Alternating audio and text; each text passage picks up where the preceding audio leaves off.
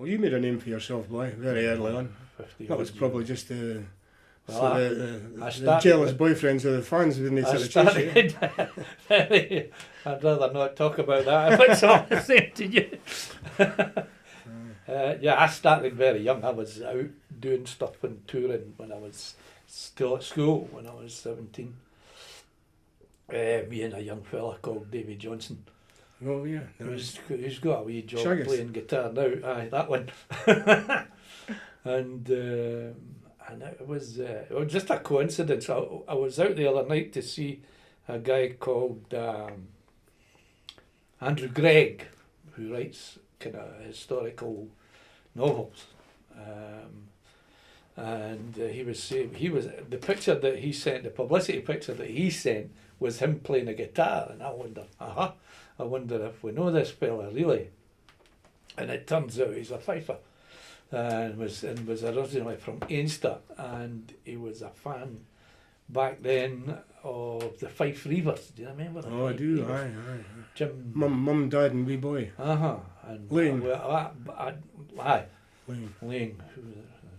Jim Lane was the guy who wrote the songs, and Davy Johnson was in the band. He would join the Fife Reavers because I think we split up at that point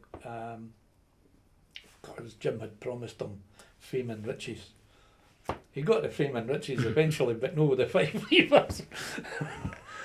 I don't know what's happened to them at all, you know. I don't know if they're even still alive, but we Russell will be 60 odd years old now, probably. Mind him, his mum combing his hair before he went on, you know. But it was back then, and that was and it's just so when you these split wee up, silly connections that you get, you know. You split up with David. Was that when you started off with the Bitterwithy? Not quite. I started off being solo. All right. With the few bits and pieces that Davy had taught me on the guitar, which wasn't near enough. But that went. I got a bit better and then started touring and doing stuff. And then one night we're sitting in the Buffs Club in Edinburgh, a well-known folk club back then. And it just so happened that Andy Ramage, who I'd known from the Triangle Folk Club way back in the beginning, and Leslie were sitting, just the three of us all in a row. And I forget who the guest was. I've got a sneaking suspicion it might have been the McCalmans, but they were doing three-part harmonies, and we were sitting in the front row doing other three-part harmonies. Is that us? Is this a new penned No, piece you're doing? Parish of Orwell, is it? Newish, I think. What's new? This is 6 or 7 years ago. I can't remember. Oh, more than that, obviously. When I made the album, I was making the album, and I'd always had one or two songs on previous albums, and then I thought, well, you really need to do more. So I thought, we'll have to have at least 3 songs here of your own on this, or 4.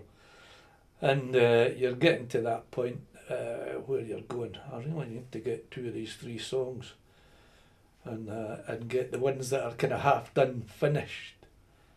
And then Mr. Gochin, who was producing the album, gave me a bit of advice how to get songs finished. I said, how's that, Dick? He said, book the studio for Monday. Very true. And he was right. He said, the pressure will make you finish the song. And it was right enough. I thought, must write a song. And I went to bed one night, and I woke up the next morning, and the whole story was in my head. So I had to leap out of bed, get to the computer and start writing it all down and putting it together. And I had the whole story in one bit. And it's totally fictional. I don't know where the story came from.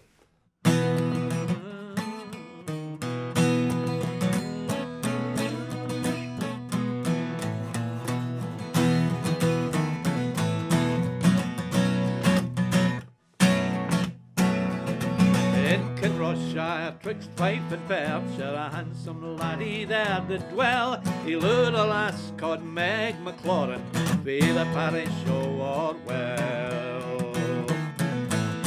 He cooked at her for 7 summers, each year he proposed anew. In spite of this, she wouldna hae him, for she never thought him true. St Andrew's Eve in deep November, to his old cat he softly cried, how can I win my in-love's heart and keep her ever by my side? If you would win the lassie's heart, if you would keep her to yourself, listen close to this wee pussy, I'll tell you how to cast the spell.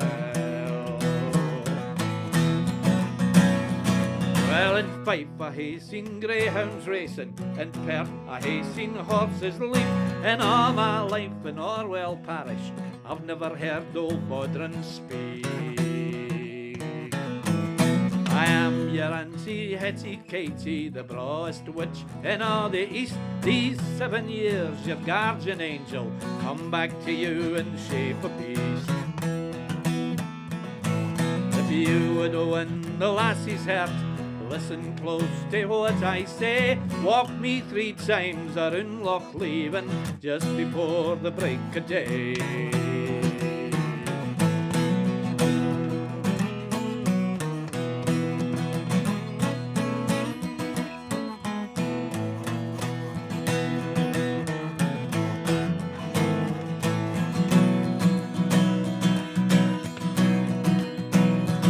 Next morn afore the sun arose, 3 times around this loch they went. Brownies leapt to tow the water till the cat was full content. A barn dance in Meikle Seggy, there wi' Meg he danced till dawn. She swore she would be his forever till the dancing days were done. This couple are together, handsome just as Bow and Bell, in the Ingold smiling Bodrin, in the parish of Orwell.